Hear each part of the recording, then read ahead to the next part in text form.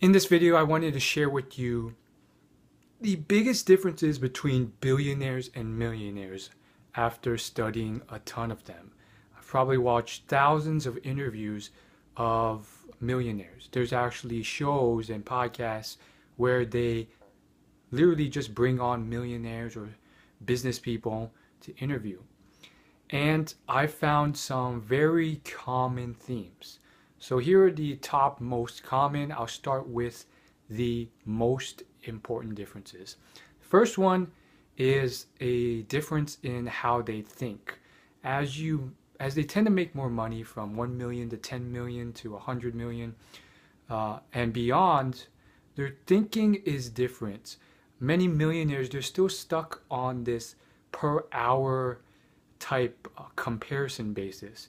Oh, I make $1,000 per hour. I do this, and compared to the average person, I make $500 per hour or whatever else. And many billionaires, they don't really think exactly like that. It's not monetary in that sense.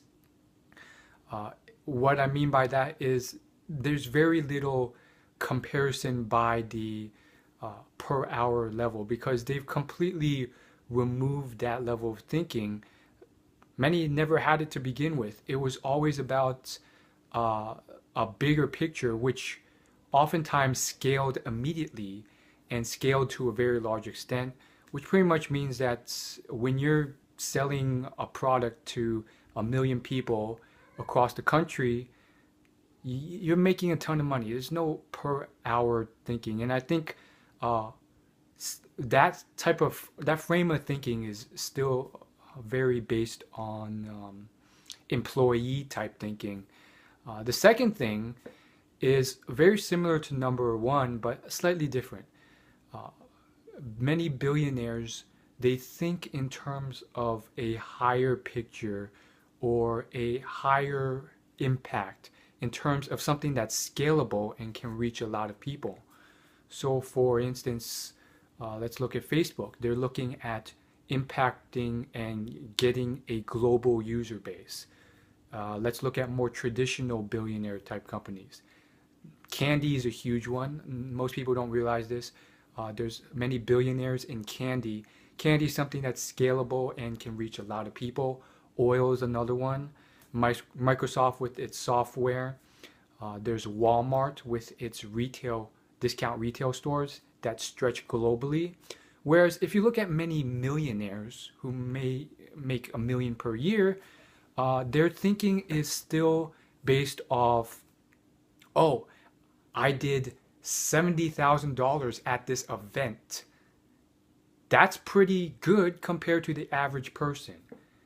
Or that's all right. It's not a lot, but it's 70,000. If I do that 15 or 50 times a year, I can make 1.2 million. And the thinking is oftentimes based on a numerical number that, although scalable, it doesn't scale to a large extent. Like you can only do so many coaching calls in a day. You can only do so many speaking gigs in a day.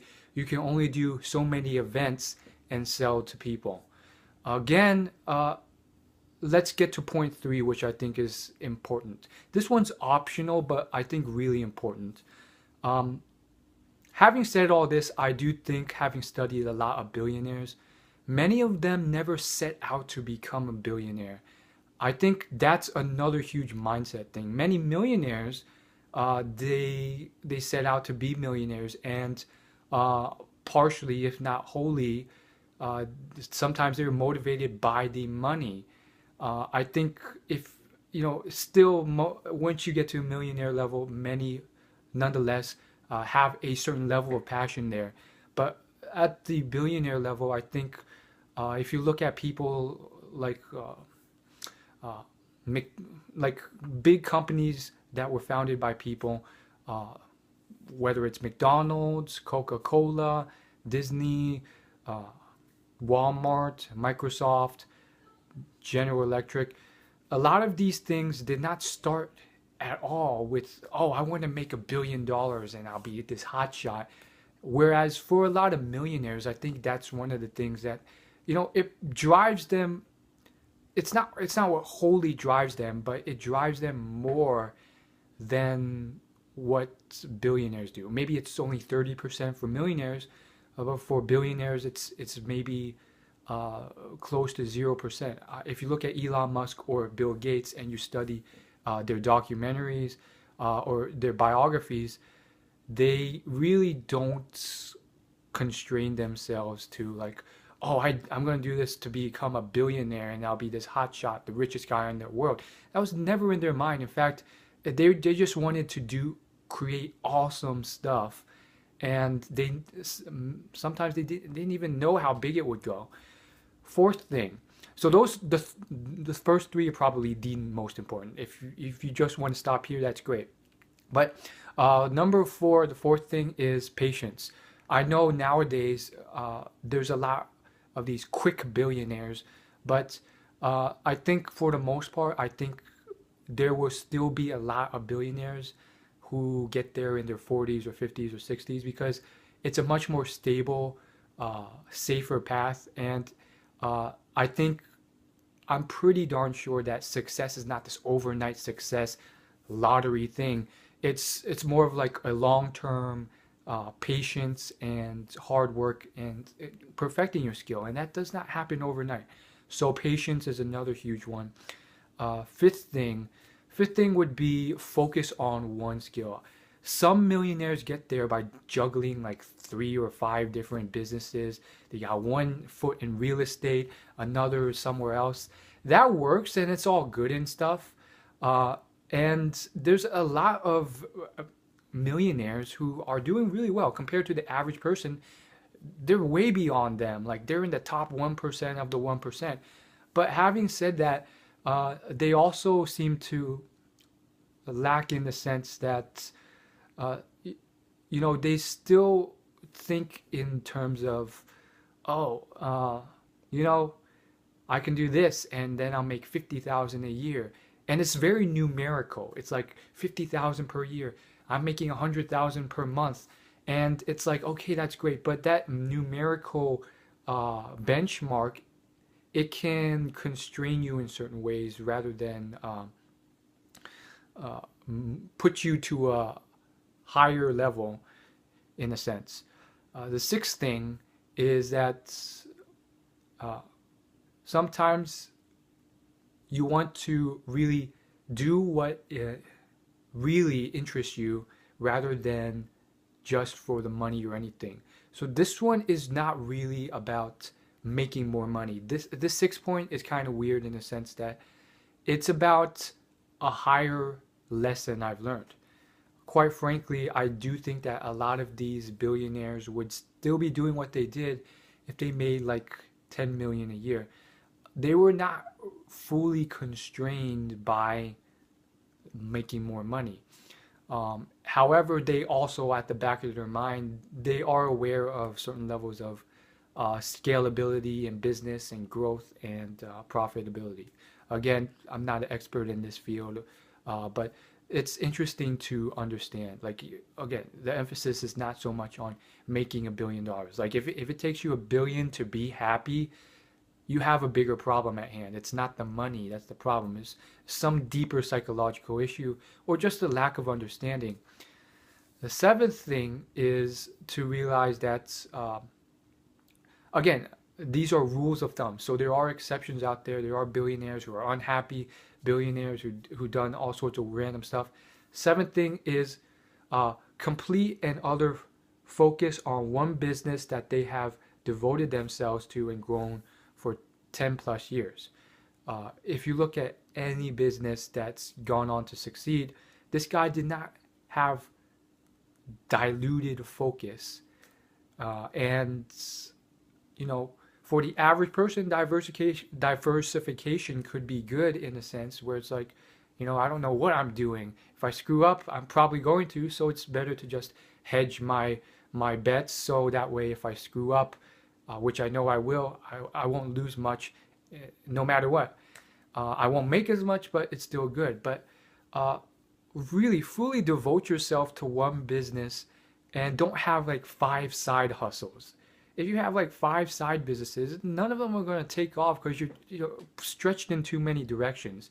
If you study most billionaires, they started, and sometimes for 10 years or 10,000 hours plus, they stuck it out on one thing: Walmart, Best Buy, McDonald's, Microsoft, Disney, General Electric, and so forth. So keep that in mind. Understand that. Eighth thing, again, this is just my own personal lesson. It's not necessarily about making more money again. And the seventh was, but the eighth one, I just want to throw in my own personal thing, which I think is really important too. It's a life lesson. Understand that in terms of wealth, sometimes you want to put the greater good of the company before that of yourself. Again, it is sort of about making money too. But what I mean by that is that there are exceptions in terms of people who make 100 million a year or 50 million a year, these hotshot CEOs. And the thing is, it's because they have on some level convinced themselves that it's right to pay themselves that much. And, if that means taking more money out of this business and sacrificing long-term value and profitability of this business because you're siphoning off $50 million a year to pay the CEO, then so be it. That's going to end up screwing over your business.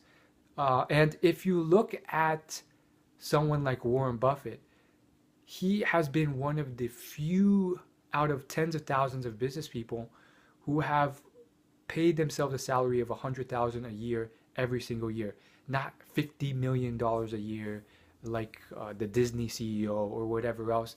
And if you look at companies like Enron, who completely failed, that's what they did. They just kept siphoning money off to themselves to spend on fancy jets, and this company slowly crumbled, but they kept feeding lies to the people who were supporting the company. So keep that in mind. The ninth thing that you can do that's a difference between billionaires and millionaires is just start reading and listening to billionaires or successful people, because their level of thinking is just on a different level. I mean, millionaires are great and stuff, but you just pick up on all sorts of subtle things that I have not mentioned before. I definitely think there is a certain level of difference. There's a gap in how they think. It's a subtle gap, but it's definitely there. For instance, Elon Musk, he did the speech in Hong Kong and another speech in another area of China with Bill Gates. The point is, he said at one point in the speech, so many people are concerned about making money, but if you just create a business that helps a ton of people, the money will come. And another interesting thing he said in another speech was that, so many people are concerned with so many different things about business. If you just look at a product, and if you just create a product that over delivers and really helps the customer as promised, your business will succeed. Because so few businesses out there, I mean, you can count them on your hands, when the customer actually opens the product and uses it, it actually over delivers and does everything and more that the customer expected. And so the point of his thing is that, that's 9 and 10 for you, 9 and 10. So 9 would be just to, have that understanding, that mindset. The money will come. It's one of those things that I think it's very foreign to an average person. The money will come. How does that come? But for them, they're so interested in bigger level things that by having that impact initially and just doing great things, having that as your goal rather than money, the money will come as a proxy because of that, rather than people so focused on money that they start chasing odd jobs or weird things that maybe they're not that interested in. Maybe they fall into a weird niche area where they're scamming people or doing weird, strange like stuff like affiliate sales for money because they've chased the money so far that they've fallen into this thing where it makes money, but it's just gotten weird. Maybe they're not that passionate about it. Maybe it's a bit sketchy. And I've seen people fall into this and they make a decent amount of money, but still. And then number 10 would be uh, just focusing on the product. You know, I would just like to add to that. I think focusing on customers and employees are also really important because if you don't take care of either of those, uh, I mean, that's going to come and bite you. Like if your employees hate you because you don't appreciate or take care of them, uh, it's going to destroy your business. Bad customer service, customers are going to be treated badly, bad reputation, all sorts of stuff. So, in addition to what Elon Musk said about the product, employees, and customers, but what he said about product is huge too because I just learned so much because it's so simple and it makes so much sense. Like, why is Apple one of the biggest companies in the world?